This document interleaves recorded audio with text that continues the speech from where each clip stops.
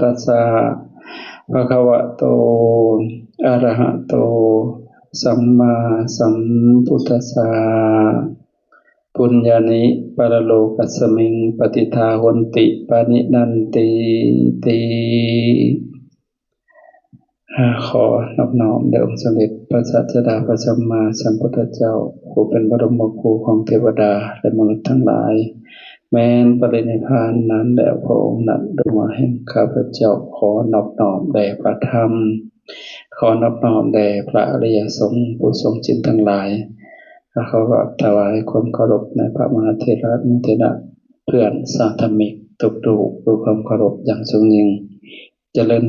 ธรรมน้อมสามเณรเจริญพรสิริสวัสดิ์วิปัสสนามงคลขอความผาสุขความร่มเย็นความสดชื่นแจ่มใสแห่งจิตแห่งใจแห่งศีลแห่งธรรม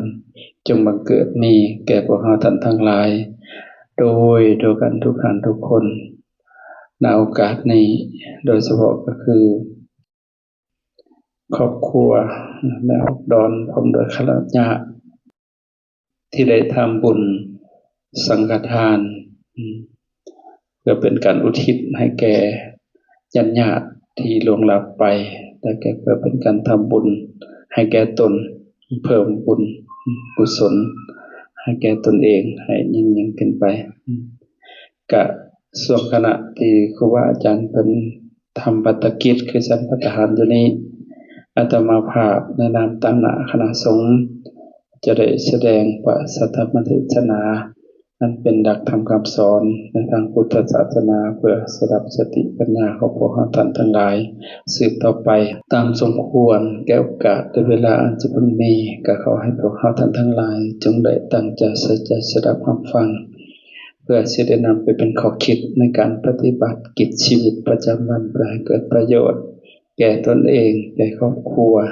แก่งานศาสตร์แก่ประเทศศาสตร์แก่พุทธศาสนาสืบต่อไปณโอกาสนี้เอาก็วางมือลงก็ได้นั่งฟังด้วยความเคารพบ่นอบก็ได้เอาครูบาอาจารย์ก็นิมนต์สันโดดขณะหันหน้าซะกันนี่สิก็สันเลยหันหน้าใส่กันชวนญาติโยมก็นั่งฟังเนาะ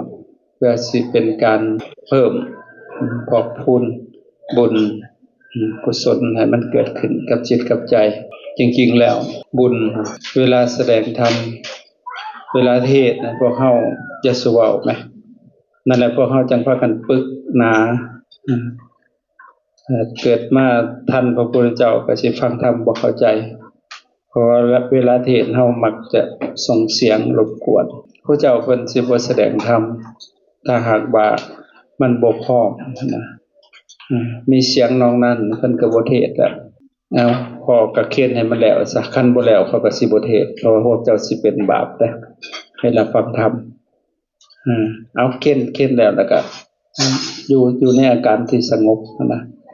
บ่แม่นหยังดอกเฮาทำบุญนั่นบุญก็ได้บาปก็ได้นํกันเพราะว่ามันไปนํกันในการกระทำพอเฮาทำกรรมได้ซะกรรมแปลว่าการกระทำทางกายทางวาจาทางใจมันบ่แปลกเด้คนเฮาเกิดขึ้นมามันจึงแตกต่างกันบางเทื่อก็มีลูกก็บ่ได้ดังตัวมีผัวก็บ่ได้ดังใจมีกาทาสบริวารก็บ่ซื่อตรงทั้งเบิดมันเกิดจากบุญของเฮาน่ะที่เฮาทำนั่นน่ะเพราะมันบ่ได้แต่บุญฝ่ายเดียวเด้มันมีทั้งสิ่งที่เป็นอกุศลเจือมาด้วยนะเพราะนั้นคนผู้ฉลาดในการทำบุญต้องได้ศึกษาให้มันได้แต่สภาวะบุญอย่างเดียวนะบ่ให้มีสิ่งที่เศร้าหมองมาเจือปนคันแล้วก็นั่งประจำที่อยู่ในอาการที่สงบโดยบ่เว้าบ่คุยกันมันสิเป็นการรบกวนและสิเป็นบาปไปในโตเวลาฟังธรรมนะพระพุทธเจ้าเพิ่นยังเคารพธรรมแม้กระทั่งพระพุทธเจ้าเองเพิ่นยังเคารพธรรมบางครั้งพระภิกษุกำลังเทศน์กำลังแสดงธรรมอยู่พระศาสดาเพิ่นเสด็จมาฮอดธรรมศาลาเพิ่นบ่เข้าไปเพิ่นยืนรออยู่หั่นน่ะเพราะว่าคันเข้าไปหั่นมันสิบ่เคารพพระสงฆ์ทั้งหลายสิกุลีกุจอสิมาต้อนรับสิมากราบมาไหว้หั่นน่ะพอดีเสียเบิดเลยบรรยากาศตัวนั้น พระเจ้าบ่เข้าไปเลยเพิ่นยืนรอจนกว่าพระองค์นั้นเฮ็ดจบเพิ่นเสด็จเข้าไปเพิ่นก็ไปเพิ่นก็โอ้ภิกษุธรรมเทศนาของเจ้านี่มันยาวนักเพิ่นว่าเฮายืนฟังจนปวดหลังเพิ่นว่าแสดงว่าเพิ่นโดนฟังฮะพวกเฮาได้ซะเพราะฉะนั้นให้เคารพเด้ออยู่ไสก็แล้วแต่เวลาเพิ่นเทศน์นะคันเฮาบ่อยากฟังพวกนี้ไกลๆเด้อไปนั่งคุยกันอยู่ไกลๆบ่ให้มีเสียงมาหั่นน่ะก็สิเป็นการดีหั่นน่ะเพราะฉะนั้นให้ความเคารพมื้อนี้อาตมาปรารภขึ้นในเรื่องบุญบุญเป็นที่พึ่งของสัตว์ทั้งในโลกนี้และโลกหน้าสัตว์ในหมายรวมเบิดคนนี่ก็สัตว์คือกันนั่นแหละเพราะนั้นสัตว์สัตตะสัตตังแปลว่าผู้ของนั่นแหละผู้ของอยู่ในโลกนี่นะของในปัญญาที่ว่ามันบ่ฮู้แจ้งในปัญญาสิตรัสรู้เพิ่นเป็นสัตว์เบิดสัตว์อีกพวกนึงต่ำลงไปคือเดรัจฉานชัดเดรัจฉานแปลว่าขวางสัตว์ขวางคืองูควายหมูม้ากาไก่งูเหงี่ยวเขียวคอเวลามันสิไปมันก็ขวางเนาะมันขวางทิศนั่นเด้หัวมันลอยไปมันขวางทิศเพิ่นเอิ้นสัตว์เดรัจฉานคนเฮานี่ก็ถ้าว่ามันขวางธรรมมันก็เป็นใจขวางเนาะอันนี้ก็ได้นะมนุษย์เพิ่นเอิ้นเพิ่นใจเพิ่นเอิ้นเพิ่นเองว่ามนุษย์ได้จริงๆหั่นมันเป็นมนุษย์บ่ได้ดอกคันเฮาบ่มีคุณธรรมพอคือมีศีล5หั่นน่ะจึงเป็นมนุษย์ถ้าขาดศีลซุมบ่นี่มันก็เป็นได้แต่คนนั่นแหละยังบ่ทันเป็นมนุษย์ดอกผู้ยุ่งเหยิงผู้วุ่นวายอยู่หั่นน่ะถ้าเป็นมนุษย์เป็นได้เพราะใจสูงเปรียบเหมือนยุงมีดีที่แววขนถ้าใจต่ำก็เป็นได้แต่เพียงคนเสียดายตนที่เกิดมาไร้ค่ามันต้องได้ผ่านการอบรมฝึกจักได้เป็นมนุษย์นะทานโตเจโธนะมนุษย์เสสุในหมู่เทวดาและมนุษย์ทั้งหลายผู้ฝึกตนนั่นแหละจึงเป็นผู้ประเสริฐนะฝึกตนต้องฝึกแล้วก็ต้องเป็นผู้มีศีลนะศีล5เพื่อจังสิได้เป็นมนุษย์นั่นนะเพราะนั้นต้องได้ฝึกตนไปเพราะการทำบุญเพราะบุญเป็นที่พึ่งของสัตว์ทั้งหลายบ่ว่าสิเป็นสัตว์เดรัจฉานหรือคนเฮานี่นะที่ว่าสัตว์มนุษย์ก็ต้องผ่านการสั่งสมบุญจังสิได้มาเกิดเป็นคนที่สมบูรณ์นะผ่านการสั่งสมบุญด้วยบุญแหละแต่สัตว์เดรัจฉานก็บุญของมันก็แตกต่างกันไปทั้งเทื่อมันเกิดเป็นสัตว์มันก็รวยคือกันนะเพราะว่าแสดงว่ามันก็มาให้ทานอยู่แต่ตอนยังเป็นคนมันจึงเป็นสัตว์ที่รวยที่อยู่ดีนะบางเทื่อมันไปอยู่นำคนที่หักมันแพงมันก็สบายไปก็แสดงว่ามันทำบุญไว้ได้หั่นสัตว์ซุ่มนั้นก็ได้แต่ว่าม้าบางตัวมันไปเกิดอาภัพไปเป็นม้าหลงเจ้าของไปทางใดถูกแต่ไม่ขอนเขาเป็นขี้เหื่อนอีกมีเทื่อนึงอาตมาไปเข้าปั๊มเห็นมันนั่งเกาขี้เขื่อนมันขวากโอ้เนาะคนเฮากับบางคนก็เป็นขี้เหื่อนคือกันได้ขี้เหื่อนในใจเพิ่นไปหาตีเขาเห็นเขาแล้วก็หาโทษแต่ผู้นั้นผู้นี้โทษคือมามันคันนั่นมันคันเกามันไปอยู่ไสมันก็เกาอยู่หั่นแหละของขี้เหื่อนอยู่ในตู้มันเฮาคือกันจิตใจของเฮามันสกปรกมันไปอยู่ไสมันก็ขึ้นอยู่หั่นแหละแม่นบ่นั่นแหละมันบ่ได้สำละเขาจ้ะมันด้วยบาปของมันนั่นแหละมันก็อาภัพเป็นม้ากะหลงเจ้าเห็นบ่อันนี้ยกตัวอย่างให้เห็นด้วยบุญได้หั่นแม้แต่สัตว์ก็ยังต่างกันบุญนั่นนะมันเกิดจากกรรมจากการกระทำของเฮาถ้าเฮาทำมาดีหั่นน่ะถ้ายังท่องเที่ยวเวียนว่ายแต่เกิดอยู่มันก็สิได้เกิดอยู่ในที่ที่ดีหั่นน่ะม้าเกิดเป็นม้าก็รวยเห็นบ่ม้าอันในหลวงไปก็เห็นคุณทองแดงหั่นแล้วว่ารวยกว่าพวกเขาอีกเอารวยเลยคือได้ไปเกิดเป็นสัตว์ก็แสดงว่ามันต้องทำกรรมบางอย่างที่ให้เกิดเป็นสัตว์นะเป็นสัตว์เดรัจฉานหั่นแหละมันโดยความหลงได้หั่นน่ะโมหะอำนาจของโมหะเข้าใจบ่ไปเกิดเป็นสัตว์เดรัจฉานนี่ ความหลงเพราะมันมีกิเลสกันทุกคนเนาะมีหยังแหน่มีโลภะมีความโลภโทสะคือความโกรธโมหะคือความหลงหลงมันบ่ฮู้พระสัทธรรมนี่แหละมันก็เป็นไปเกิดเป็นสัตว์นั่นน่ะในเมื่อหลงแล้วมันก็ทำได้ทุกอย่างนั่นแหละเนาะทำบาปทำกรรมก็หนักหนาเด้นั่นแหละคือบุญจำแนกสัตว์ให้เกิดเป็นที่ประเสริฐหรือเลวทรามอยู่ที่บุญกรรมที่กระทำจะเรียกบุญญาณิปรโลกัสสมิงปฏิทาโหติปานินันติเป็นที่พึ่งบุญเป็นที่พึ่งของสัตว์ในโลกนี้และโลกหน้าถ้าเฮาว่าเฮาได้ทำบุญไว้มากมาเกิดอีกเป็นคนนะก็บ่เอาภัพเด้บ่เอาภัพเลยไปเกิดในตระกูลที่สูงเป็นผู้ดีนะแม้ที่เฮาสิไปเกิดในตระกูลต่ำๆมีเหตุปัจจัยบางอย่าง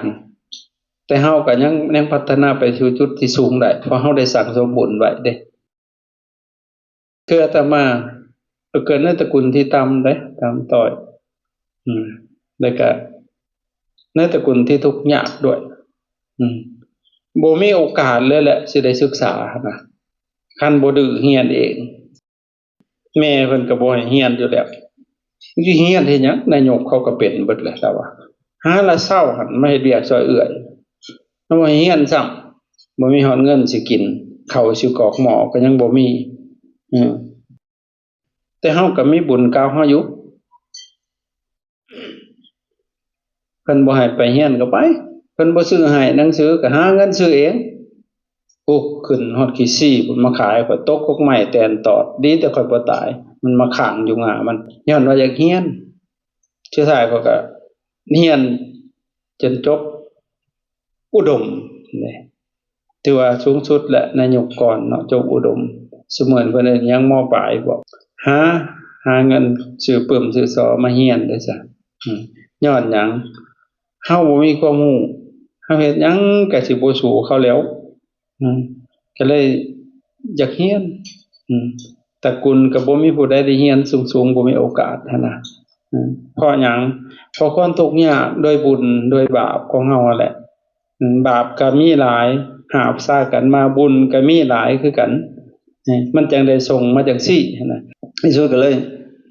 เรียนจบฮอดหั่นจบฮอดหั่นก็หาทางเลือกสิศึกษาต่อเพราะว่าช่วงน่ะบ้านเมืองมันก็ยังขัดสนทุกสิ่งทุกอย่างเฮาสิเรียนจบมาสูงๆบ่ว่าสิเป็นพนักงานข้าราชการทหารตำรวจก็บ่มีสิกินคือเก่าหั่นน่ะก็ยังหากินนำประชาชนคือเก่าเพราะหยังมันบ่พร้อม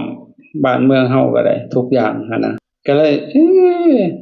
เฮาสิไปเป็นตำรวจหรือสิไปเป็นนายธนาคารเป็นหยังก็คือหาเงินมาใช้คือเก่าหั่นแหล้วเลี้ยงชีพมันคิดแนวนี้ในที่สุดก็บ่เลยบ่เรียนหยังเลยบาดนี้ไปหาเงินมาใช้สบายกว่ามันคิดจังซี่สุดท้ายก็ด้วยบุญการที่เฮาไปมันก็เป็นประสบการณ์อีกแนวหนึ่งของชีวิตที่ได้ประเสริฐกับเจ้าของมันไปเห็นต่างๆแต่คนมันสิเห็นคนละมุมกันด้วยสติด้วยปัญญาบางคนก็เห็นในมุมหนึงบางคนก็เห็นอีกในมุมหนึงแล้วแต่ภูมิปัญญาของคนที่แน่ๆเฮามีของเก่าเฮาเห็นหยังมันก็บันทึกไว้อยู่ในสัญญาคือหยังคือหมายจำหมายฮู้มันหมายดีแต่เท่าใดกลัวคอมพิวเตอร์ยังบ่แม่นยำพอสติของคนปัญญาของคนที่มันเสียบไว้คอมพิวเตอร์มันยังมีขีดจำกัดมันมีเท่านั้นกิกเท่านี้กิกแต่ว่าสมองของคนมันบ่มีอันกำหนดเลยคือรับได้ปึ๊ดเลยปึ๊ดทั้งโลกจักรวาลมันก็บรรทุกเข้าบ่มีคำว่าเต็มอันนี้มันก็เสียบไว้เห็นแต่ละอย่างมันสิเอามาเปรียบกันเด้สุดท้ายก็บุญซักนำมาได้เข้ามาบวชได้เข้ามาบวชแล้วก็มันก็มองกลับด้านเลยบาดนี้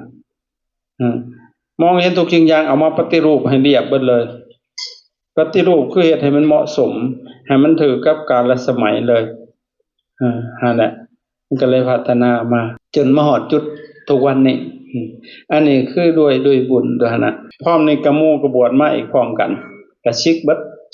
เป็นหยังบุญเขามีเท่านั้นเขาก็บ่สามารถสิไปได้ไกลหั่นเด้เข้าใจบ่อาจารย์ก็ต่อยอดมาจนถึงทุกวันนี้อันนี้คือด้วยบุญบางองค์บวชเข้ามาก็อาภัพอาตมาเรียกว่าขน่อยนี่ก็อาภัพเด้บวชเข้ามาทำอิฐก็ได้อาภัพเป็นกำพร้าครูอุปัชฌาย์อาจารย์อยู่นำยะพอบ่เป็นหนังสือเบิ่งดูความอาภัพแต่บัดนี้ก็ซ้ำคนตาบอดจูงคนตาบอดแล้วบัดแต่ว่าเฮาก็ยังทะลุสิ่งพวกนี้ไปได้นะจากที่อยู่นำเพิ่นบ่เป็นหนังสือไม่ออกอาภัพบ่อาตมาว่าพระอยู่นั่นนี่รวมทั้งเณรด้วยนี่อาตมาอาภัพกว่าหมู่เขาเจ้ายังมีบุญกว่าอาตมาอีกเพราะหยังเขาเจ้าบวชเข้ามายังได้พบพ่อครูบาอาจารย์อาตมาอยู่นำยะพอเพราะว่าสิบวชแต่7วันเด้อันนี้ไทม์ไลน์เรื่องบุญก่อนเพราะว่าในออกดอนเพิ่นก็สิบินแล้วมื้ออื่นเนี่ยนะถ้าทำบุญรอเลี้ยงจิตใจทุกสิ่งทุกอย่างนะเพราะมันมีอุปการะคุณต่อวัดของพระอาจารย์มากเลยนะที่เฮ็ดงานทุกวันพวกเฮาเฮ็ดงานก็ได้รับความอุปการะคุณของเพิ่นและพร้อมด้วยญาติพี่น้องพ้องพันของเพิ่นได้ช่วยอุปถัมภ์ด้วยทุกอย่างอันนี้ก็เลยอยากให้มันเป็นประโยชน์มากๆไอ้ความอาภัพตัวนั้นถือว่าคนอื่นยังมีบุญหลายกว่าพระอาจารย์เด้อาจารย์บวชมาอยู่นำยะพอเฒ่าบ่เป็นหนังสือจักโตก่อจำเฮือนแม่ออกดอนนี่ปิ่นหัวลงเลยแหละคันบ่มีรูปคนอ่านบ่เป็นเฮาก็โอ้เนาะว่าบวชเข้ามาก็จักแม่นอาภัพเหมือนฟ้าแสงแผ่นดินสาบเกิดขึ้นมาก็เกิดดีอยู่ข่อยก็เกิดอยู่ในเมืองนี่ในบ้านคุมบ้านโนนสวรรค์นี่พ้นสวรรค์นี่มองคกใหญ่หั่นแถวๆนั่นแหละก็เกิดเขาคนในเมืองเด้ข่อยบ่เป็นคนบ้านนอกเด้แต่ว่าด้วยบาปที่บอกพอปลดปล่อยพอก็ไปทางพอก็ไปน้ำตะกองแร่พุ่นเป็นลูกน้องตะกองแร่กันอยู่เข้าไปที่จังหวัดเนาะศูนย์อันดัดสางเนาะแล้วก็ไปเพื่อความอยู่รอดเด้แล้วก็ต้องนี่ไปอยู่บ้านนอกบ้านนำแม่บ้านแม่ไปฮอดบ้านแล้วก็บาปเก่าฮอดที่บอกงัวควายเต็มคอกอยู่ก็ตายหาจนเบิดเอ้าก็แสดงว่าเฮาเป็นตัวช่วยตัวนี้หั่นนะก็เลยบ่มีฮอดแม้แต่ควายสิมาเฮ็ดนาไถนาในที่สุดก็มันแห้งมันแล้งบัดนี้ก็อึดข้าวอยากป่าเอาติกินเผือกกินมันกินก่อยกินฮอดหมักขี้พุ่นก่อยพวกเจ้าเคยได้กินคือข่อยบ่เห็นบ่นี่คือความทุกข์มีเหลือแม่ผู้เดียววันเลี้ยงลูกก็ลำบากแล้วไปขอเขามาเลี้ยงอีกบาดนี่พวกเฮาพ่อแม่บ่ได้ขอเขามาป้อนติเนาะให้ได้อยู่สบายอาจารย์นี่เพิ่นไปขอเขาลายมือลูกก็ซ้อมคือนกถ่ากินเหงื่อนำแม่นี่คือความอาภัพนะมันก็มากับบุญมันก็มานำกันอีกสุดท้ายก็ความทุกข์ซุมื้อนี้มันก็สร้างคนความจนมันก็สร้างบัณฑิตความคุ้นคิดมันก็สร้างนักปราชญ์บัดมันก็อยู่ซื่อๆบ่เป็นบัดเพื่อความเอาตัวรอดสุดท้ายก็จึงได้เข้ามาบวชแต่พอเข้ามาบวชในชีวิตมันเปลี่ยนเลยจากความอาภัพชุมนั้นนะมันเป็นแรงบันดาลใจเลยแสดงว่าบุญเฮาทางนี้มันมากพอมาบวชปึ๊บมันต่างหมู่พระอาจารย์เขาจะเพิ่นเอาเงินให้เว้ยเฮ้ยอีหยังวะผู้ใดก็เอาให้ไทบ้านก็เอาให้บัดอีหยังต้องได้เงินโดยเนี่ยครูนี่เอาให้แต่ก็บ่ได้บ่ทุกองค์เด้องค์อื่นก็บ่มีคือกันบวชคือกันนี่แต่เขาบ่ให้แสดงว่าเพิ่นขี้บ่ให้มากินได้ตะกี้อันเขาก็บ่ให้เพิ่นบาดนี่เห็นบ่มันก็เลยเป็นจังซั่นมาคิดใส่แต่ว่าตะกี้เฮาเคยให้ได้นี่เนาะไล่คืนแต่เขาเป็นคนก็มักซอยคนเด้อเพิ่นน่ะตัวเองสิบ่มีกินอยู่หอกซอยหมู่เฮามันหาได้อีดอกเขาหั่นมันสิยากพัดคิดแนวนี้ได้ใจเจ้าของบางครั้งจนเสี่ยงสิเข้าคุกเข้าตารางสิซอยคนเฮายังกล้าเสี่ยงหั่นน่ะบัดมันวิทย์ไปแล้วโอ้มันเสียวหัวงอนขนาดเลยว่าเฮาซอยเขาหั่นนี่นี่แหละคือบุญที่ได้ทำไว้แต่อดีต มันก็เป็นที่พึ่งของสัตว์ให้มาตลอดกาลในวัฏสงสารแต่พอมาบวชบัดนี้ชีวิตเปลี่ยนแนวคิดทุกสิ่งอย่างมันตีกลับเบิดเลยแนวคิดที่เฮาเคยคิดสมัยเป็นคนมันบ่แม่นแล้วบัดนี้มันกลับเลยมันผิดกับธรรมเด้สมัยเป็นคนมันแนวคิดมันมีแต่สิเอาเนาะมีแต่สิเอาเฮ็ดจังได๋ก็ได้เพื่อสิได้มามันเป็นจังซั่นนะแต่พอกลับมาเป็นพระบาดเอ้ามันอยากให้บาดให้จำได้ก็ยังบ่อิ่มใจมันอยากให้เห็นบ่มันพัฒนามาทุกสิ่งอย่างก็เพียบพร้อมแม้ตั้งแต่ผ้าสบงจีวรบาทเครื่องใช้บริขารมีแต่ผู้เอาไปให้มีแต่ผู้ของอเขางอนใส่ให้เขาหน่อยแน่บ่อาตมาบวชมันผ้าบ่เคยขาดจักผืนใดมันบ่เคยขาดเลยนี่นะเพราะว่าเขาซื้อให้ใหม่แล้วบ่มันขาดอยู่แต่บวชสมิทขออภัยมันคุมบ่เป็นฮัดคุมแล้วมันขาดเป็นหลักคุมคือจัวน้อยนี่แหละนี่นะคุมผ้าก็บ่เป็นเหยี่ยวเสียก่อนพร้อมไปฮัดคุมจนผ้าขาดทำอิฐหั่นนะผ้ามันเนื้อบ่ดีปานใดหั่นเด้จนมาฮอดทุกวันนี่ก็แสดงว่าแต่ก่อนเฮาเคยสร้างบุญไว้มันจังบ่อึดหั่นนะห้อยบาทอยู่ในวัดข่อยมันเป็นร้อยๆพุ่นเด้ผู้นั้นเค้นให้เขาก็เอามาป้าไว้ทั้งป่าทั้งหยังพวกมาอยู่นำหลังก็ซ้ำสิใช้เพิ่นบ่ใช้จะได้หาเลือกใช้แต่แนวดีๆขึ้นไปในบัดบุญเพิ่นบ่ทันฮอดมันก็บ่ได้ใช้คือกันเนาะค่อยบวชมาทวีข่อยยังได้ใส่ผ้าเหลืองๆแอะแหะอยู่บาดดำๆขี้เมียงบวชทวีหั่นนะแต่พอวีพรรษานั่นขึ้นมามีเบิดมีแต่ผู้เอาให้นั่งสมาธิอยู่ซื่อๆน่ะเอาบาตรมาให้แต่บาตรงามๆกับตีนมันพร้อมผ้าขอบุญนำแน่เพิ่นเอ้าอีหยังนั่งซื่อๆก็เป็นบุญบัดงงเลยเฮาก็ได้นั่นคือนั่งซื่อๆมันเอาอิหยังมาถวายให้ออกมาจากสมาธิพวกนั้นมันเต็มบาตรอยู่บ่วะเพิ่นเอามาให้เฮาหั่นน่ะเฮาก็งงแล้วเฮาบวชใหม่เนาะกูมีบุญเพิ่นว่าเอ้ากูมีบุญมองได้ว่ากูนั่งหลับตาซื่อๆแต่เฮามันซื่อๆอยู่มันบ่คือเขานั่งมันสงบมันติ้งเข้าไปจนมันเย็นขึ้นน้ำแข็งพุ่นในกายของเฮาเนี่ยมันเว้าบ่คือหมู่แล้วบัดมันลายมากใหม่มันสุกหั่นนะเข้าใจบ่มันโหบสุกแล้วมันเริ่มลายออกมานี่แหละถ้าคนทุกข์ก็เริ่มพานออกมาในจิตหั่นนะเอาเบิ่งพวกเจ้าผิดกับผัวกับลูกก็สิไปเว้าควันผัวอยู่ในวัดพุ่นแล้วประจำศีลอยู่กับลูกก็บ่ดีผัวก็บ่ดีมันนั่นแหละบาดนี้มันอยากระบายเด้เข้าใจบ่พอมีความสุขก็เอาความสุขนั่นน่ะมันไประบายอยากให้หมู่ได้เห็นได้พบมันเป็นอันนี้คือได้บุญบางคนก็อาภัพมันน่ะตอนยังบ่บวชก็อาภัพพอบวชเขามาก็อาภัพตื่มอีกบาดนี่มันด้วยบุญนั่นน่ะหาสบงจีวรก็ของอของอนเขาจึงใส่เครื่องบริขารมันเป็นซั่นเพราะฉะนั้นอย่าประมาทเพราะเพิ่นว่าบุญน่ะเป็นที่พึ่งของสัตว์ทั้งในโลกนี้และโลกหน้าคนเฮาก็คือกันทั้งเทื่อนี่เกิดมาในที่อาภัพแต่สุดท้ายมันก็บุญก็จัดสรรให้ไปสู่ในทิศทางที่ดีมีลูกก็ดีมีผัวก็ดีมีเครื่องคนอ้อมข้างบริวารดีเบิดไปอยู่ในทิศสารภาพแห่งใดก็ทางมันต้องมีมันเป็นสัตว์อันนี้คือด้วยบุญเพราะเฮาอย่าประมาทบุญและบัดนี้ บุญเป็นที่พึ่งของสัตว์ถ้าในโลกนี้และก็โลกหน้าโลกนี้ก็ได้เป็นที่พึ่งจากไปสู่ปรโลกบุญก็ยังเป็นที่พึ่งให้นะเพราะนั้นเฮาจึงอย่าประมาทควรสั่งสมบุญทางนำมาซึ่งบุญมันมีหลายอย่างได้บาดนี่แหละจุดที่คนเฮ็ดบุญบ่ได้เพราะบ่เข้าใจบุญโอ้ยเฮาแหละบ่มีอิหยังเฮาได้สิเฮ็ดบุญได้แม่นแล้วเพิ่นเลยมีเพิ่นว่า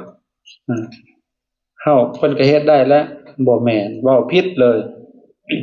บ่มีก็เฮ็ดได้เฮ็ดบุญหั่นน่ะแสดงว่าคนบ่ฮู้บุญอันนั้นน่ะเขาว่าคนมีแล้วเพิ่นก็เฮ็ดได้แล้วเฮ็ดบุญคนน่ะบ่ฮู้บุญเพราะหยังบุญว่าโดยเหตุคือการทำความดีด้วยกายด้วยวาจาด้วยใจว่าโดยผลคือความสุข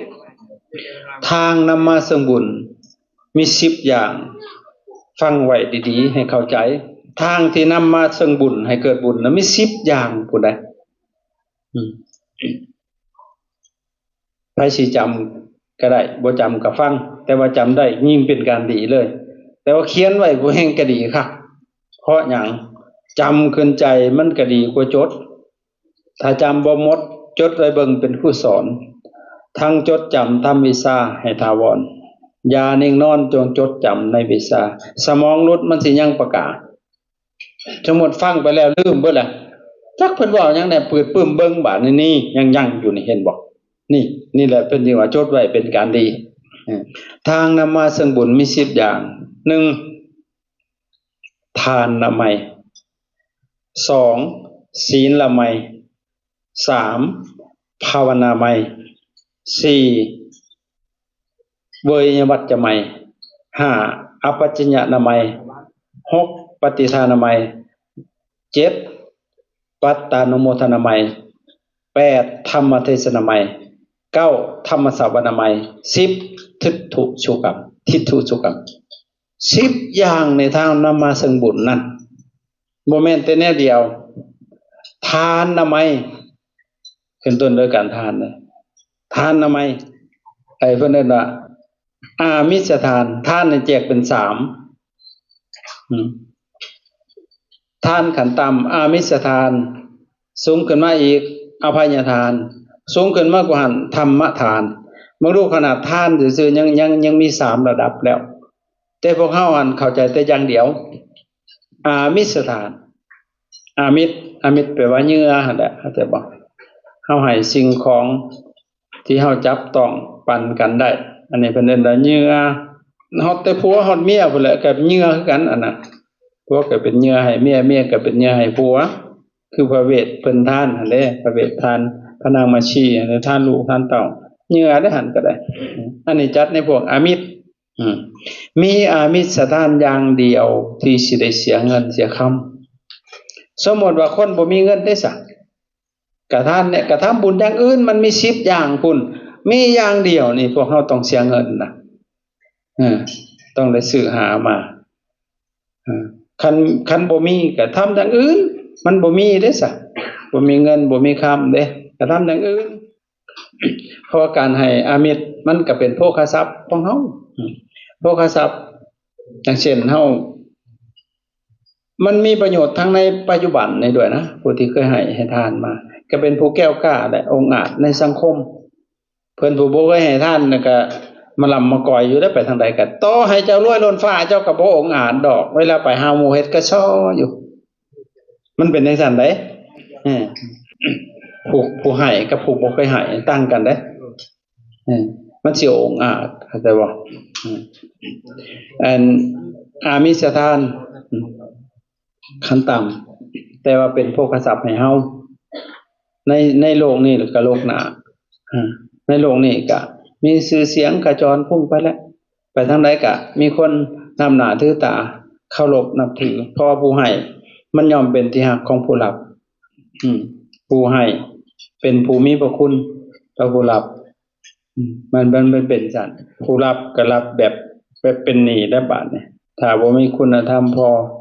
ก็เอาอีกแล้วบาดนี่รับผิดชอบเอาเองนี่คือเป็นโภคทรัพย์ให้อามิตรเกิดขึ้นมาใหม่พบใหม่หรือว่าในภพปัจจุบันเฮาไปอยู่ในทิศสารภาพแห่งใดเฮาก็บ่อาภัพได้เพราะบุญมันก็ให้ผลอยู่ตลอดกาลอยากกินนั้นก็ได้กินเพราะว่าเฮาให้ไว้แล้วบางคนบ่เคยให้ไว้ก็สิได้กินบ่ได้กินมักทุเรียนก็บ่ได้กินนะได้แต่กลืนน้ำลายอยู่โหจักว่าญาคูเคยให้มักทุเรียนบ่จักมันเป็นซั่นแลกสิ่งของอย่างอื่นคือกันเฮาเคยให้ไว้เด้เฮาจังได๋ฮอดรถล้างยันพาหนะเคยให้ไว้ได้จังได๋คันบ่เคยให้เซิ้นจะไปวังนั่งคิดอยู่โอ้ยจักยามได้เด้สิได้เซิ้นคันผู้เคยให้มันเฮาได้เขาเฮาให้เด้อก็มันเคยให้กันเด้เข้าใจบ่มันก็ให้มันก็ได้นับแต่บาทผ้าไตรอาตมาให้มามากเลยแต่ก่อนนี่คนไปโดนแล้วมันหลายเนาะเขาจะมาทานไว้เต็มคนหลุมคนตายบาทสิเบิดตดย้อนมีแม่ออกผู้หนึงหัวแดงๆอันเพิ่นว่าอันพ่อลูกได้มาขอบูชาผ้าไตร บูชาเฮ็ดหยังญาติตายเพิ่นว่าเอาข้อยก็อยากได้จักตายถ้ามีว่าเก้าข้อยก็เอาให้เก้าประเทศหลายเพิ่นว่า15เพิ่นว่าเช้าเพิ่นว่าญาติหลายเพิ่นว่าเขาก็เอาให้แล้วเราเอาเงินให้ข้อย70,000กิแล้วบูชาได้ก็อย่าแล้วก็ไปแล้วห่างๆมาบูชาใหม่อีกญาติตายอีกเด้อเอาให้หวยมัน10เทื่อแล้วได้อีอันนายหัวยองๆแดงๆนี่ก็เลยว่ามันบ่แม่นแล้วนี่ว่ามันญาติมันคือสิตายกระดอกกระเดี้ยแท้ก็เลยมันแล้วมันเอาไปขายโอ้ยยายแก้วจันแก้วอุดรแล้วว่าอยู่วัดข่อยก็แม่นมันขี่รถเก๋งแม่นบ่แม่นแล้วหัวสีแดงๆแม่นคนก็หน้าตาดีอยู่ได้น้อยเพิ่นว่าแม่นโอ้ยมันมาวัดข่อยก็หลายเทื่อเพิ่นว่าบาทนี่อาตมาบอกเลยเพราะว่าพระเพิ่นก็แพ้เฮาเลยสิบ่มีผ้าให้พระบาดนี้พระตายอยู่หั่นอยู่นี่เพิ่นมาแพ้แต่ละวัดพุ่นนะก็เลยบอกลูกศิษย์ไว้พวกเจ้าจื้อไว้เด้อพวกมันมี2คนดอกมันมานี่ก็เลยว่าบ่ให้ได้บาดนี้คันเข้ามาบูชาแล้วว่าบ่มีก็อาจารย์เพิ่นเอาไว้อันถวายยามงานศพหยังคนตายหยังหั่นนะเขาจะไปซื้อเอาเลยอยู่ห้านผู้บ่ได้อึดผ้าเขาขายอยู่ก็เลยว่าบ่เห็นเลยบาดนี้บ่เห็นเลยโอ้ตะกี้ผ้าข่อยนี่ห้วยบ่แม่นฮอด4 50ไตพุ่นแหล้วของแนวมาตลอดหั่นนะมันเป็นจังซั่นเฮาเคยหายไว้ทั้งผ้าทั้งบาทก็บ่อึดจังซั่นอันนี้หมายถึงโภคทรัพย์เนาะให้อามิตรแต่บุญมันก็ยังกันตามอยู่หั่นนะเพราะหยังเพราะเฮายังสิตกนรกได้อยู่เด้เพราะจิตใจก็ยังต่ำยังโกรธเป็นอยู่ให้ทานเก่งๆก็ยังโกรธยังเกลียดยังเครียดยังจังพอใจบ่พอใจอยู่หั่นเด้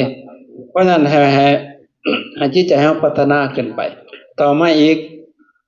ให้อภัยทานมันก็สูงกว่าให้อมิตรขึ้นไปอีกเด้อ้าวบางคนปฏิว่าห้วยขนาดนั้นเขาน้อยก็บ่ให้ทานมันแล้วเว้ยได้แล้วแต่เจ้าสิเอาตัวสูงโลดก็ได้แต่ว่าสมมุติเจ้ายังเกิดได้จ้ะเจ้ายังเดินทางอยู่เจ้าสิบ่กินบ่อยากว่าซั่นอ้าวละคนเพิ่นว่านะก็น้อยบ่ให้ทานก็ได้สิเอารักษาศีลเอาอย่างเดียวเลยสวยๆเจ้ารักษาศีลแต่เจ้ายังเกิดเจ้าก็สวยๆแบบอึดๆอยากๆนั่นแหล้วเจ้าสิเอาบ่ล่ะบัดนี่แหละเพิ่นว่าเพื่อเหนือตกใต้เบิดแห้งพอดีท่าผ้าบ่เข้าฟันเจิ่มไปแต่ไกลเฮาต้องหายไว้เบิดทุกอย่างพระอาจารย์ไปเห็นวัดหลวงพ่อใหญ่มีเบิดคู่แนวโอ้ยเนาะหมากไม้ผลหมากรากไม้ทุกอย่างปลูกไว้นะมันครบเบิดสมบูรณ์เบิดคู่แนวเนาะเพิ่นให้ไว้อีดีตัวนี่นี่แหละจังว่าอย่าประมาทมีซ้ำเฮาให้ได้เนี่ยถ้ามีน้อยก็ให้น้อยหั่นแหละบ่แม่นสิถ้าอยากรวยคือเขาจังสิให้เอามันบ่รวยจักเทื่อมันก็บ่ได้ทานจักเทื่อแล้วเว้ยแม่นแต่ว่าอันนั้นอันตัวอามิตรนี่เป็นการสั่งสมโภคทรัพย์อามิสทานสูงขึ้นมาคืออภัยทานให้อภัยตัวนี้แห่งบุญสูงเด้อมันสิบ่มีเวรภัยกับไผอันเด้ก็แต่อภัยเถอะ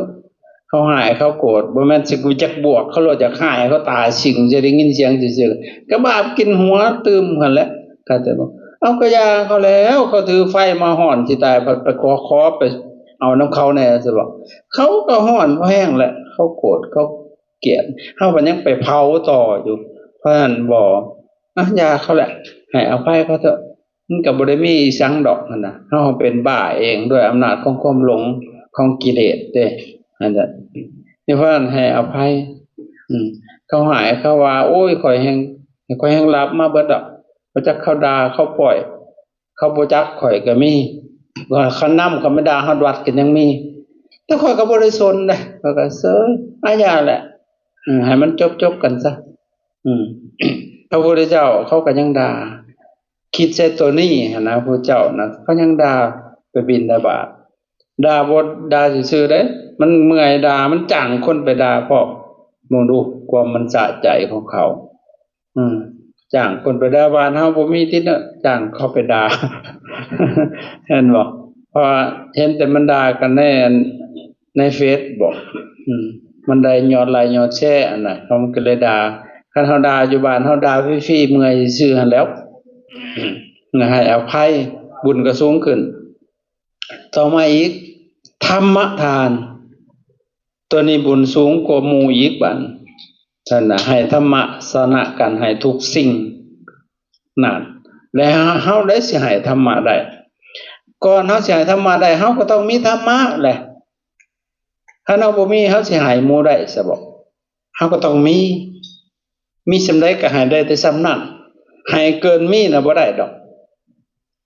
มันก็ให้ได้ส่ำเฮามีนั่นแหละเพิ่นว่าให้ธรรมะสนะกันให้เบิดทุกสิ่งคือให้ความจริงให้สิ่งที่ประเสริฐและให้ธรรมะสนะกันให้ทุกสิ่งทุกอย่าง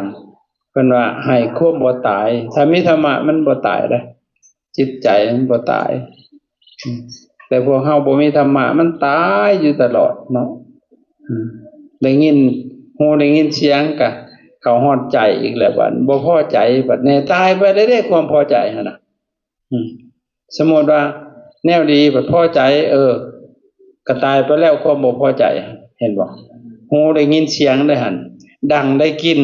ลิ้นได้รสกายได้สัมผัสตายเกิดอยู่ตลอดเลยจิตเพิ่นน่ะไปจับตัวนั้นพอใจตัวนี้บ่พอใจสิ่งนั้นมันก็เกิดความโกรธความโลภความหลงเกิดขึ้นเด้นั่นแหละมันบ่มีธรรมมันตายคันมันมีธรรมมันบ่ตายเนาะตายโนบก็โอ้จักขูวิญญาณเกิดขึ้นแล้วหูได้ยินเสียงก็โอ้โสตวิญญาณเกิดขึ้นแล้วโสตวิญญาณขันธ์เกิดขึ้นแล้วดังได้กินคานะวิญญาณเกิดขึ้นแล้วบ่แม่นตัวตนบ่เที่ยงมันก็เท่านั้นนั่นน่ะอันนี้เพิ่นสิแล้วบ่พอใจผู้นั้นแล้วบ่พอใจผู้นี้มันโอ้ยติดกินซื่อๆยังบ่เอาแล้วบ่ให้ฮอดขึ้นรถนำพุ่นแล้วบัดนี่เห็นบ่คานะวิญญาณตัวนั้นข้อยก็สิหาวิญญาณสิเกิดขึ้นเรื่อยๆเห็นมักทุเรียนนี่นะจักสิได้จบหรือบ่นี่คือให้ธรรมะให้ความบ่ตายทานจบไปทำนึงเป็น3อย่างบ่ได้หั่นน่ะซินี่ต่อไปนี้9อย่างทั้งหลังนี่บ่ได้เสียเงินจักขีบบาทนี่พวกว่าอันบ่มีเงินน่ะให้ทานบ่ได้เฮ็ดบุญบ่ได้น่ะแสดงว่าพวกน่ะบ่ฮู้บุญเพราะว่าบ่ได้เสียเงินนี่9อย่างเสียเงินอย่างเดียวจะว่าโง่หรือฉลาดบาดนี่เห็นเนาะต่อมาศีลละไมนี่รักษาศีลนี่บ่ได้เสียเงินได้ดีบ่ดีได้เงินซ้ำแต่พวกนี้นี่ใส่ขาวๆได้ซองพร้อมนี่เห็นบ่ศีลนะฮะลองเบิ่งมาด่ากันอยู่วัดเบิดจ้างเขาก็บ่ใช้ซองให้บ่ให้หัวมันแม่นแต่ว่าลองมีศีลขนาดศีล2ยังสิได้ซองเลยนี่เบิ่งคักล่ะเห็นตัวเพราะนั้นมันครบ8นี่เด้อจังสิได้บางคนว่าผู้ศีล2รักษาศีลนี่มันระงับจากเวรภัยทั้งหลายทั้งปวงแต่เฮาบ่ได้เสียเงินจักขีบเลยรักษาศีลรักษาอยู่เฮือนก็บ่ได้เสียเงินดีบ่ดีได้เงินเติม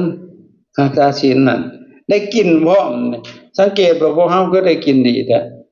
ศีลได้นี่ญาติครูทั้งหลายศีลได้นี่น่ะจักศีลครบหรือบ่ครบแล้วแม่นบ่ลองบังโลดเฮามาอยู่ในวัดนะพากันมาอาละวาดอยู่หั่นเซิ้นโลดเขาสิเอาหยังใหม่กินเขาเบิดซะท่าเลยไปบ่ฮอดวัดสำได้ยินข่าวชื่อเจือกนี้ทั้งใหม่แล้วนั่นแหละเพราะฉะนั้นเพิ่นนี่ว่าแลศีเลนะสุขติงยันติคนสิไปสู่สุคติเพราะศีล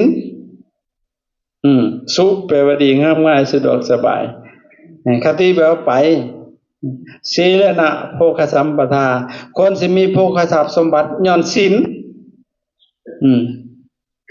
ศีลนะนิพุติงยันติคนสิเข้าถึงความเย็นนะนิพุตานิพุติงแปลว่าเย็นย้อนศีลนี่ตัสมาสิรังวิโสทะเยเพราะฉะนั้นพวกเฮามีสติสัมปชัญญะอยู่กับควรรักษาศีลให้ดีเถิด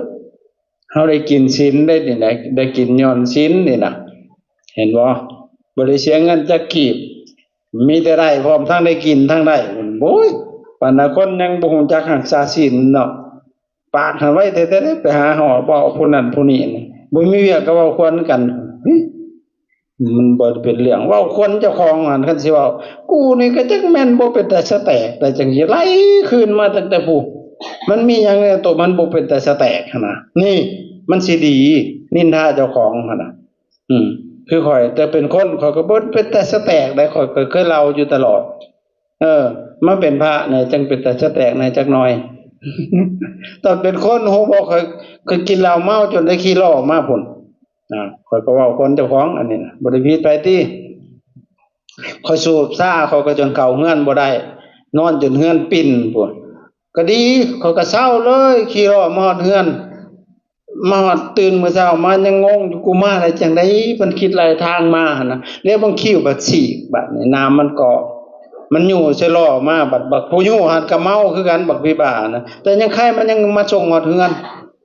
ส่งเรือนมันเอาขึ้นเรือนบ่ได้มันจมนอนไว้ในแคร่ตารางผู้นอนนำก็แม่นหมาบัดมันมากินอันหากหั่นนะสมมุติว่ากินเพื่อหมาตื่นขึ้นมาแล้วก็น่าอายย้อนหลังคิดแต่โอ๊ยแล้วกูมาทางใดวะบัดพ่ออันไปหาหมู่มันก็เล่าแล้วมันอยู่ล้อมาน่ะโอ๊ยตกคณะในหันก็ตกในนี่ก็ตกโอ้ยกินอายบ่กินบัดนี่เห็นบ่กินให้มันมีประโยชน์เด้เทื่อเดียวให้มันหลาบบัดนี้ค่อยสูบซาบัดนี้สูบจนค่อยค้านขี้โคงมามันตาลายเด้เข้าหัวบ่ได้ข้อยบ่ได้เล่าให้ฟังเบิดครูบานาเราคือสิอัดไปอยู่ประเทศแต่ละเทื่อพวกเจ้าตำฟังเบิ่งรถในหั่นน่ะข้อยก็คิดแต่หัวอยู่ขึ้นเรือนบ่ได้เข้าหัวบ่ได้ลอดเข้าบ้านนี่ก็ขึ้นเรือนไปถึงเรือนน่ะสาวมันจื้อสัญญามันมีอยู่เร่งรัดมาใส่เรือนเจ้าของไปถึงเรือนนาบ่าวบัดนี่เร่งรัดมาไปถึงเหล้าเขาบัดเร่งรัดมาไปถึงคกมองมึงดูมันปานใดข่อยจักให้ก็พอท้องกันน่ะมันจะฮอดเรือนหั่นนะบัดมาฮอดเรือนไปถึงขี้สีกบัดใกล้แล้วเพิ่นว่าใกล้แล้วมันต้องอยู่ข้างนั้นบ่กันใดว่าซั่นจับไปมาฮอดขี้สีกมองเก่าบัดนี่เอ้ามันเมาฮะเมาซะมันจะฆ่าแฮงปีนขึ้นกกเสาเลยบัดนี้ขึ้นกกเสาแล้วยังบ่แล้วไปจับขาป้าตีนแล้วถีบบัดนี้มันบ่สิเข้าห้องเพิ่นแต่มันบ่ถือหั่นนะโอ้ยย้านป้าน่ะย้านเอื้อยแม่บัดไปเข้าห้องถึกแล้วพอดีใจบัดนี้เขาโก้ยเข้าไปนอนในเสื่อนอนเพราะว่ามันย่อนหัวลงบัดนี้มันเมาเนาะห้วยห้องขึ้นป้าบัดเอิ้นมาใส่บัดได้ยินเสียงป้าบัดกองเชื่อมตกทับเบิดมันดึงเด้มันเฮือนมันปิ่นพวกเจ้าลองมุโลดท่านเมาซาบเฮือนปิ่นโลดเอาคือมาฮอดพี่บัดอันนี้รักษาศีลเนาะรักษาศีลบ่ได้เสียเงินจักกีบเด้อบุญสูงขึ้นมาอีกแล้วก็ที่เป็นที่ฮักของคนทั้งหลายได้คันผู้มีศีลเพราะนั้นรักษาศีลให้ดีงามเด้อแม่นเพิ่นรักษาศีลคือแต่ทางนอกกับทางในมันสกปรกอยู่เช้าใดต้องให้มันสะอาดเบิดทางในทางนอกทางนอกไผสิเฮ็ดบ่ได้แม่นแต่ว่า5ข้อได้เบิดเป๊ะๆเลยทางในดีบาดนี่มันเหม็นเน่าอื่นๆอยู่ไผสิฮู้แม่นแต่ว่าเพราะนั้นให้มันบริสุทธิ์ออกมาแต่ใจของเฮาแต่จิตของเฮาพุ่นน่ะคันผู้ใดรักษาศีลได้ให้ผ่องใสที่สุดหน่อยพวกเจ้านอนอยู่ในวัดพวกเจ้าสิฮู้ได้เลยมันสิมีกลิ่นหอมมายามกลางคืนโชยมันสิหอมฮอดเบิดในห้องต้องคันมีศีลได้เหม็นเน่าเบิดแล้วน่ะจังซี่ครับผู้เพิ่นปฏิบัติได้เพิ่นเว้าสู่ฟังบ่แม่นเจ้าของใดสู่ฟังมันเป็นจังซั่นบัดนี้เอ้าหาค่าศีลก็บ่ได้เสียเงินบาดนี้ต่อมาอีกเจริญภาวนาบาดนี้บ่ได้เสียเงินได้นั่งสมาธิหั่นแต่เฮาประเทศบ่ได้เพิ่นว่ายากปานใดยากเบิดแนวเพิ่นบ่อยากเฮ็ดนั่นน่ะบัดเขาชวนไปหาบุญเต้นย่องๆพูนเพิ่นผู้ยากก็เต้นย่องๆนำเขาพุมันแฮงเป็นตะเมื่อยอยู่เต้นหั่นเนาะแม่นบ่เต้นบ่จักเด้งจักเดาจักอีหยังเป็นตาตายก็ดอกเป็นตาสิแอวสิฮักประเทศได้บัดมานั่งสมาธินั่งสวยๆเบิ่งลมหายใจอยู่บ่ได้เพิ่นว่ามนุษย์คนมันขวางแม่นบ่ได้บุญสูงกว่ารักษาศีลอีกเจริญภาวนาหั่นบ่ได้เสียเงินจักกีบ นั่งสมาธิเสียเงินซะบ่ดีบ่ดีสิได้ตื่มอีกหั่นแหล้วประเทศบ่ได้หั่นน่ะเห็นบ่เพราะว่าอันบ่มีเงินเฮ็ดบุญบ่ได้มันบ่ฮู้บุญเด้เนาะนั่นว่าบ่ฮู้คำว่าบุญคือหยังหั่นแหละบ่ฮู้เด้ซินี่การเจริญภาวนาแห่งๆเฮ็ดให้เฮาจิตใจสูงขึ้นไปเฮาสิพ้นทุกข์ได้ก็ต่อเมื่อการเจริญภาวนาคือพัฒนาจิตใจของเฮาเนี่ยนะเพิ่นเอิ้นว่าพัฒนาภาวนาแหละแล้วก็พัฒนาแหละคือทำให้มันเกิดให้มันมีให้มันดีขึ้นของจิตจิตใจของเฮาต่อมาอีกเวยวัจจะไม่บุญสำเร็จด้วยการค้นคว้าในกิจนั้นชอบบอกข่าวกันซื่อๆนี่นะเฮ็ดบุญนี่นะบ่แม่นเรียรายเด้บอกข่าวกันซื่อๆโอ้เฮาบ่มีหยังเฮาสิไปเฮ็ดเวียกซอยเด้อหั่นเด้ก็ได้เด้หั่นน่ะไปเฮ็ดอาหารไปล้างถ้วยล้างบ้องทุกอย่างเป็นบุญทั้งนั้นแหละหั่นน่ะเข้าใจบ่ต่อมาอีกอัปปัจจญาณมัยบุญสำเร็จด้วยการอ่อนน้อมถ่อมตนอ่อนน้อมถ่อมตนก็เป็นบุญได้ก็จะให้มันม่วนให้สุภาพเรียบร้อยเป็นบุญให้เกียรติซึ่งกันและกันเป็นบุญไปเกิดในตระกูลสูงด้วยอันพวกได้กระโจง่ายสิไปเกิดในตระกูลต่ำอาจจะว่าต้องมีความอ่อนน้อมถ่อมตนแล้วสิไปเกิดในตระกูลที่สูงมีความคนเคารพนับถืออำนาจถือตาบ่ได้เสียเงินตัวอ่อนน้อมถ่อมตนนี่ก็ได้ต่อมาอีกปัตติทานามัยบุญสำเร็จด้วยการให้ส่วนบุญอย่างเช่นเห็นคนอื่นเขาต่ำกว่าเฮาเขาอาภัพมันอีตนเขาแผ่เมตตาให้เขาแผ่บุญให้เขาหั่นเด้บ่แม่นไปซ้ำเติมเด้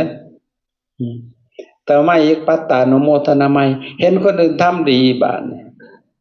โอ้ยเนาะอ่อนซ้อนนั่นน่ะดีใจนำเด้อ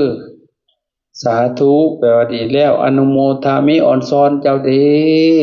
ดีใจนำเด้อนี่ก็เป็นบุญเด้อหั่นน่ะบางคนบัดเว้าเสียดสีใส่ซ้ำเด้บางคนก็ได้บาปกินหัวบาดคนมันบ่ฉลาดเด้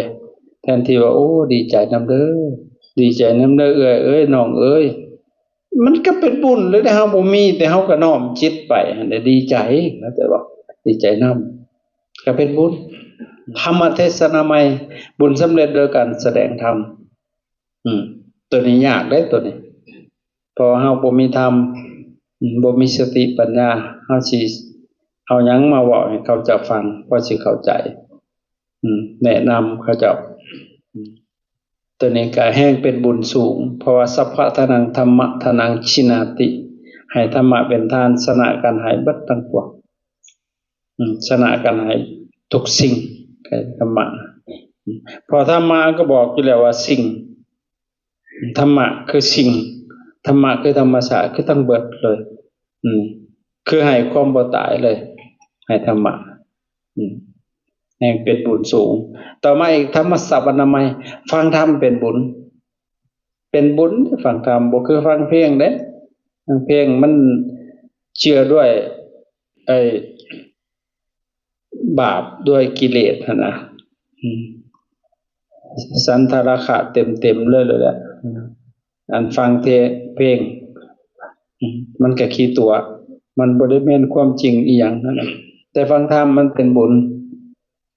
สิให้เฮาอันเกิดสติปัญญาเฮาสิได้ยินได้ฟังในสิ่งที่บ่เคยได้ยินได้ฟังสิ่งที่บ่เคยได้ยินได้ฟังมาฟังแล้วก็สิเข้าใจตื้มสิบรรเทาความสงสัยสิทำความเห็นของเฮาให้มันตรงสุดท้ายจิตผู้ฟังย่อมผ่องใสทางเองนั่นสุดท้ายบาดนี้ทุตุชุกรรมคือทำความเห็นให้ตรงตัวนี้สำคัญกว่าหมู่รวบรัดเบิดทำความเห็นให้ถูกต้องถ้าเฮามีความเห็นผิดความเข้าใจผิดเฮาสิเฮ็ดถูกได้บ่ทุกอย่างแม้แต่เรื่องการปฏิบัติธรรมนี่คือกันถ้าเฮาบ่เข้าใจมีความเห็นที่ผิดเฮาเฮ็ดถูกบ่ได้ดอกเฮาต้องรู้จุดมุ่งหมายปลายทางเบิดคือรักษาศีลรักษาเพื่อหยัง คือปฏิบัติธรรมคือจังไดเฮ็ดเพื่อหยังล่ะจุดหมายปลายทางของปฏิบัติคือหยังคือละกิเลสมันคือหยังล่ะบาดนี้มันมีจักโตหัวหน้าใหญ่มันแต่สิปฏิบัติแบบใดเฮ็ดวิธีใดบาดนี้เราต้องเข้าใจคันซั่นเฮาก็งมงวยอยู่หั่นแหล้วคุ้มเครืออยู่หั่นแหล้วไปบ่ถึงดอกไปบ่ถึงจุดหมายเราต้องศึกษาให้เข้าใจเด้อหลักการแนวทางของการปฏิบัติให้มันชัดเจนว่าเฮาสิคิดเอาเองได้สิ่งพวกนี้นะอันคิดเอาเองได้ก็บ่ต้องศึกษาพระธรรมที่พระศาสดาเพิ่นทรงตรัสไว้ดอกนั่นแหละเรียนรู้แล้วก็เฮ็ดน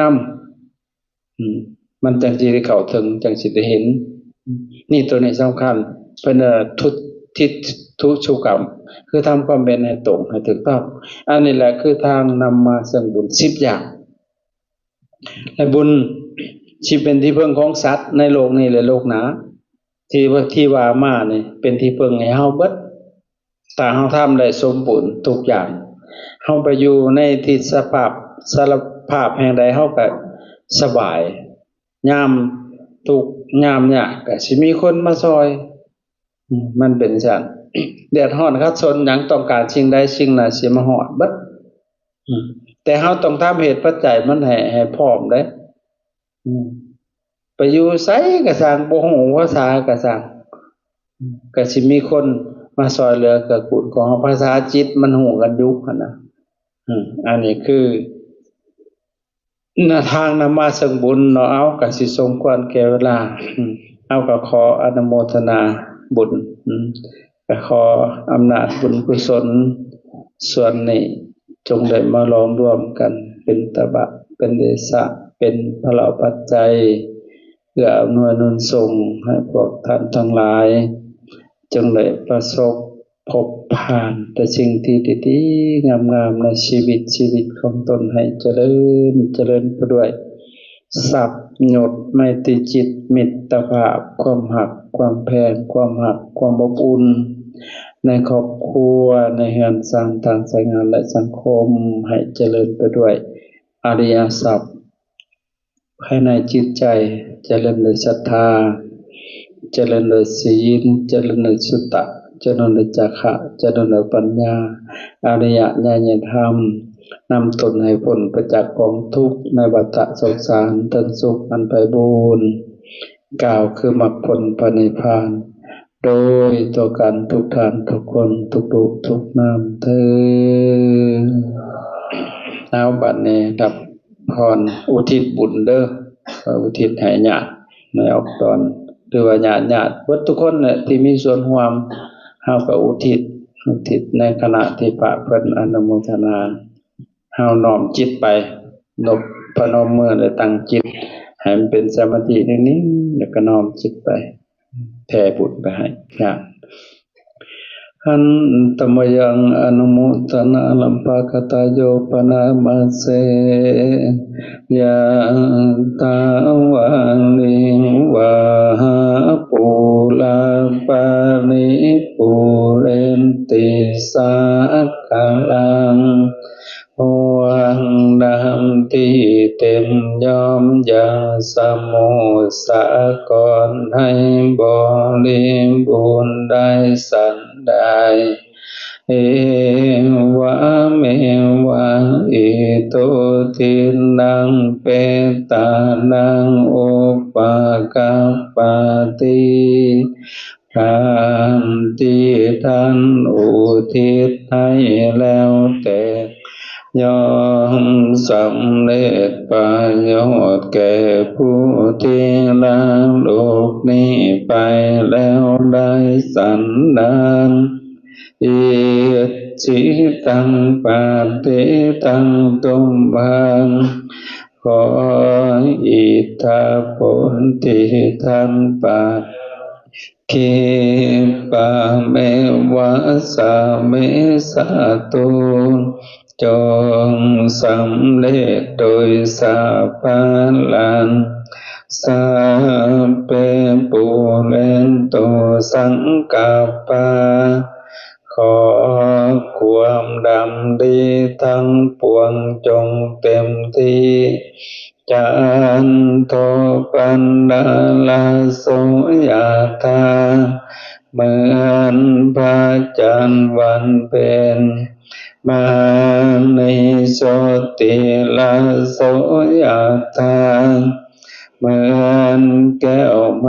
ณีอันสว่างไสวควรยินดีสัพพิติโยมิวาจันตุความจังไรทั้งปวงสัพพะโลกโควินัส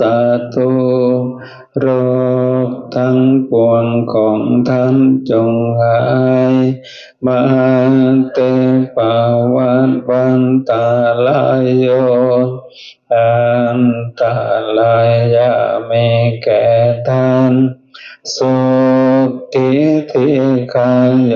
โกภาวะท่านจงเป็นผู้มีความสุขมีอายุยืนอาภิวาทานาสิริสานิจังวุฒาปัจจาธัมมาวันตันติอายุวันโนสุขังพลัง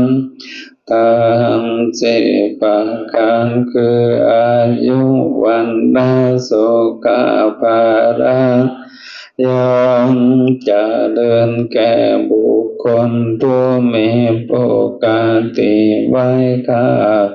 นี้โอกาสที่อ่อนน้อมต่อผู้ย้ายอยู่เป็นนิจภวตุสัพพมังคลังขอสัพพมงคลจงมีแก่ท่านราคันตุสัพพเทวตาขอเหล่าเทวดาทั้งปวงจงสัพพะพุทธานุภาเวนะด้วยอานุภาพแห่งพระพุทธเจ้าทั้งปวงสัพพะธัมมานุภาเวนะด้วยอานุภาพแห่งพระธรรมทั้งปวงสัพพะสังฆานุภาเวนะด้วยอานุภาพแห่งพระสงฆ์ทั้งปวงสัทธาโสติภวันตุเตขอความสวัสดีจงมีแก่ท่านทุกเมื่อเทอญสาธุเอาบัดนี้เคนยังจ้ะเคนเกลืองปัจจัยทานีธรรมทายทาน